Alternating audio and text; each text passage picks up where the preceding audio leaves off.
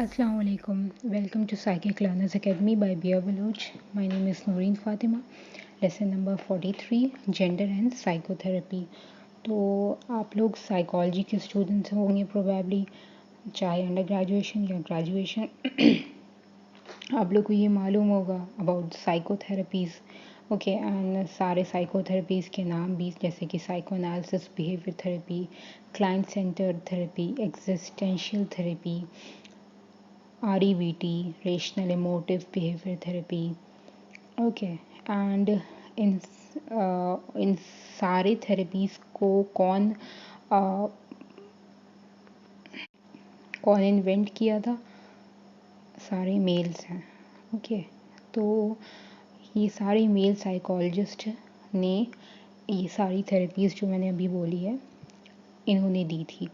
Okay, and इन्होंने इस तरह भी ये थेरेपीज़ भी बनाए स्टीरियोटिपिकली कि मैस्कुलिन जेंडर रोल को स्टैंडर्ड समझा जाता है, एक नॉर्मल बिहेवियर समझा जाता है, और अगर उस तरह बिहेवियर किसी का नहीं है तो वो एक एबनॉर्मल पैथोलॉजिकल बिहेवियर है, दैट इज़ फेमिनिन बिहेवियर। तो जब फेमिनिस्ट मूवमेंट 1960s में आया तब psychological approaches, therapeutic interventions, therapies ये सारे भी चेंज हुए धीरे धीरे। ये कन्वेंशनल थेरेपिस्ट, जैसे कि ट्रेडिशनल थेरेपिस्ट, पुराने थेरेपिस्ट थे तो उनकी थ्योरीज थी, वैसा नहीं था, बट इसमें जेंडर एंड पावर इंक्लूड किया गया, दो elements, traditional versus feminist theory. जब थेरेपीज़ चेंज हुए, फेमिनिस्ट थ्योरी आई, तब एक लिस्ट प्रिपेयर किया गया, कुछ कैरेक्टरिस्टिक्स इंक्लूड किए गए। किसने इंक्लूड किया? वॉरेल एंड रिमर ने, REMER, वॉरेल एंड रिमर 1992 में 6 फीचर्स, 6 कैरेक्टरिस्टिक इंक्लूड किए, हाईलाइट किए, जो ट्रेडिशनल थ्योरीज में थे। पहला है एंड्रोसेंट्रिक थ्योरीज। इसमें ह्यूमन नेचर को मेल ओरिएंटेड पर्सपेक्टिव से देखा जाता था। एंड्रोसेंट्रिक थ्योरी में कंक्लूजन्स भी उसी बेसिस पे ड्रॉ होते थे, एजम्पशंस भी।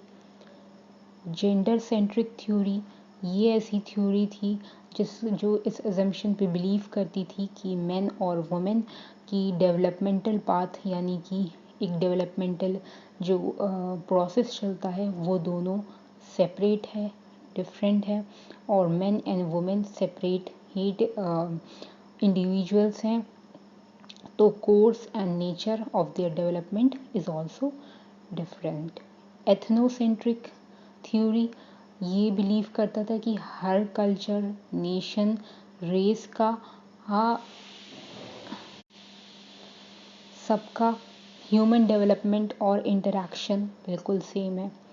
हेट्रोसेक्सिज्म, ये बिलीव करते थे कि जो हेट्रोसेक्सुअल यानी कि मेल एंड फीमेल ओरिएंटेशन ये जो चलता है, होमोसेक्सुअल नहीं, हेट्रोसेक्सुअल ओरिएंटेशन जो चलता है वो नॉर्मल है और एक्सेप्टेबल बिहेवियर है और डिज़ायरेबल बिहेवियर है, मतलब सोशली एक्सेप्टेबल नॉर्म में आता है बिहेवियर है ये। ओके, इंट्रासाइकिक ओरिएंटेशन, ये बिलीव करते थे कि विक्टिम को ब्लेम करना चाहिए, उसके इन्वायरमेंटल, उसके सर्कमस्टांसेस, उसके इन्वायरमेंटल वेरिएबल्स को, एक्सटर्नल वेरिएबल्स को बिलीव नहीं करना चाहिए, क्योंकि यहाँ पे यहाँ देख ले लिखा है as a consequence instead of finding fault with the circumstances and other external variables, it is usually the victim who is to be blamed. Intrapsychic orientation characteristic भी था। डिटर्मिनिज्म एक पेसिमिस्टिक अप्रोच है। ऑप्टिमिस्टिक मीन्स आपको मालूम होगा positive thing, pessimistic एक negative thing को कहते हैं, that worst thing will happen, तो पेसिमिस्टिक उसको कहते हैं। तो इनकी बिलीफ ये थी कि बिहेवियर एंड पर्सनालिटी पहले से फिक्स्ड होते हैं, ओके, प्री डिटरमाइंड होते हैं, और ये अर्ली स्टेज, डेवलपमेंट के अर्ली स्टेज में ही फिक्स हो जाते हैं। But on the other hand feminist therapy में ऐसा नहीं था। वो और इंटरैक्शन और more of like flexibility include किया गया था sorry. The characteristic of the feminist theory. अब कैरेक्टरिस्टिक फेमिनिस्ट थ्योरी के क्या थे, वॉरेन एंड रिमर ने डिस्क्राइब किए थे। ये जो अभी ऊपर समझाया वो ट्रेडिशनल थ्योरी के कैरेक्टरिस्टिक्स थे, और अब ये फेमिनिस्ट थ्योरी के कैरेक्टरिस्टिक्स हैं। जेंडर फ्री थ्योरीज, इनका मेन ये कंसर्न था कि socialization is very important, they were true. And conventional theories में जेंडर डिफरेंसेस में सोशलाइजेशन प्रोसेस को इतना सोशलाइजेशन प्रोसेस को पहले इतना ट्रेडिशनल थ्योरी में नहीं इम्पोर्टेंस दिया जाता था। तो फेमिनिस्ट थ्योरीज में ये सोशलाइजेशन को बहुत इम्पोर्टेंस दिया जाता है, because when you socialize, when you interact with society, you will get to know कि किस तरह लोग हैं और क्या नेचर है लोगों का। फ्लेक्सिबल थ्योरीज, जो भी स्ट्रेटजीज, जो भी रूल्स होंगे वो इक्वली सब पे अप्लाई होंगे, चाहे वो इंडिविजुअल हो, कोई एक इंसान हो, चाहे वो ग्रुप हो, चाहे किसी रेस, किसी कल्चर, किसी जेंडर, किसी भी सेक्सुअल ओरिएंटेशन के हिसाब से हो, तो सबके लिए सेम रूल्स हैं। एंड हमें सबकी लाइफस्टाइल, जेंडर, कल्चर और प्रैक्टिसेस, सबकी इन सारी चीज़ों को इम्पोर्टेंस देना चाहिए और समझनी चाहिए। जब आप क्लाइंट की प्रॉब्लम को सॉल्व कर रहे हो तब ये सारी चीज़ें कंसिडर करनी चाहिए। इंटरैक्शनिस्ट थ्योरी,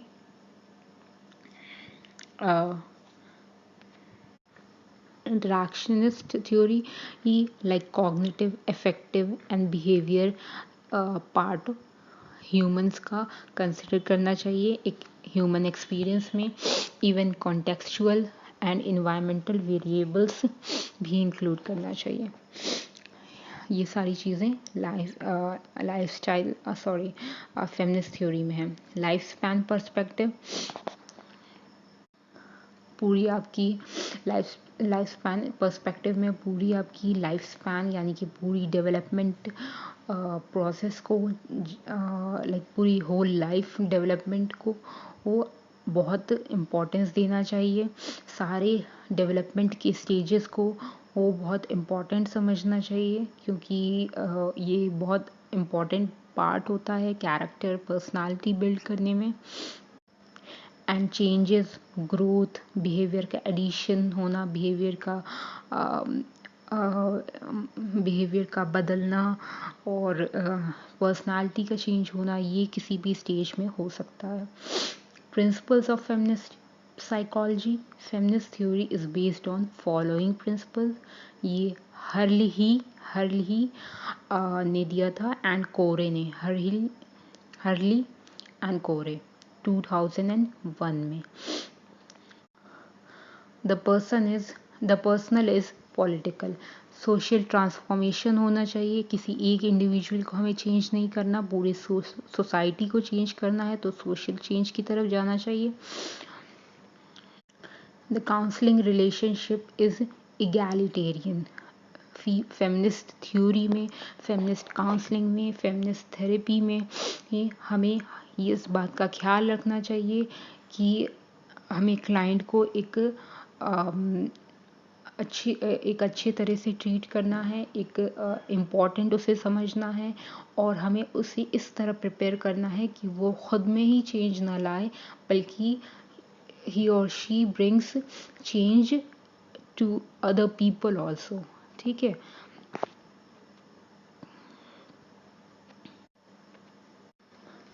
फेमिनिस्ट थ्योरी में वुमेन की एक्सपीरियंसेस को की रिस्पेक्ट की जाती है। इसमें मेल बिहेवियर को नॉर्मल बिहेवियर नहीं समझा जाता है, मतलब मेल बिहेवियर को वो एज अ स्टैंडर्ड या नॉर्म बिहेवियर नहीं समझा जाता है। पेट्रियार्कल जो स्टेट चल रहा था ट्रेडिशनल थ्योरी में, ट्रेडिशनल थेरेपीज़ में, वो हटाना है और वुमेन और मेन का इक्वली सोचना है और वुमेन को इनकरेज करना है अपने इमोशंस को एक्सप्रेस करने के लिए और अपने पर्सनल एक्सपीरियंसेस को यूज़ करके वो जाने, वो समझें कि रियलिटी क्या है और उनकी प्रॉब्लम्स को समझें। Feminist theory reformulates the definitions of mental illness and distress. Feminist therapies में ये जो भी स्ट्रेस होती है, प्रॉब्लम होती है, पेन होती है, डिस्ट्रेस होती है किसी वुमेन की, उसको रादर दैन अ डिजीज़, एक बीमारी समझने की बजाय हम एक क्या करते हैं, फेमिनिस्ट थ्योरी ही वो उसे, फेमिनिस्ट थेरेपी उसे एक तरह का अनजस्टिस समझती है। जो डिस्ट्रेस है, जो स्ट्रेस उसे मिला है, वो एक उसके साथ नाइंसाफ़ी हुई है, इसलिए उसे ये स्ट्रेस हुआ है। एंड पेन, उसका पेन एक एविडेंस, एक प्रूफ होता है कि उसने रेजिस्ट किया, उसने ये उसके ऊपर हो रहे जुल्म को रेजिस्ट किया, रोका, एंड स्किल, एबिलिटीज़, एक विल, एक पावर सरवाइव करने के लिए, ये पेन एक प्रूफ है इन सारी चीज़ों का, ऐसा फेमिनिस्ट थेरेपी में कहा जाता है। और कन्वेंशनल अप्रोचेस इस पेन को, जो ट्रेडिशनल अप्रोचेस, जो पुराने अप्रोचेस और थेरेपीज़ होते थे, वो इसे डिफेक्ट समझते थे, कमज़ोरी समझते थे पेन को। The effect of the use of an integrated analysis of operation. Feminist therapies importance देते हैं कि जेंडर रोल कैसे शेप हो रहा है और स्टीरियोटिपिकल अपब्रिंगिंग और ऐसी नहीं होनी चाहिए। हर जेंडर को किस तरह में, चाहे मेल हो या फीमेल हो, उसको कैसे ट्रीट किया जाता है, क्या क्या प्रैक्टिसेस हैं, क्या क्या किस तरह बच्चों की परवरिश हो रही है, किस तरह उनकी पर्सनालिटी, उनके परसेप्शन, उनके एटीट्यूड पे इफ़ेक्ट पड़ता है, चाहे वो मेन का हो या वुमेन का हो। तो इन सारी चीज़ों को एनालाइज करता है, इन सारी चीज़ों को बेहतर बनाता है फेमिनिस्ट थेरेपी। और आई थिंक दैट्स इट।